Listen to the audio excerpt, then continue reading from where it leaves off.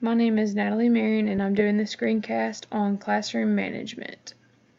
I found that the big factors in classroom management to be the rapport one has with the students, the social development, and the instructional time. I really thought that with the rapport one has with the students, it's good to establish procedures at the beginning and not necessarily telling them what they can't do, but what is expected. I also really liked how it put to have realistic expectations, but not to make things too easy for the students that they get bored.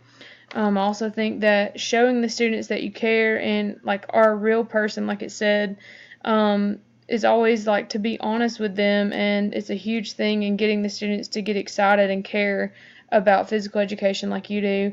Also using eye contact and showing them compassion.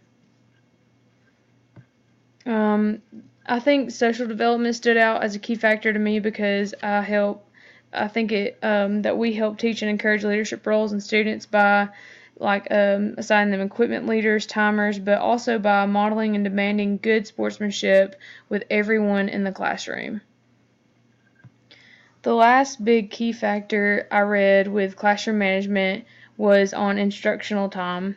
I think it is important that we help create routines for the students, so beginning and ending class on time, as well as multitasking by doing roll call and warm-ups together, help that, and it helps minimize transitions. I also think it utilizes the time that we have with the students and ultimately ensures more active participation within the classroom.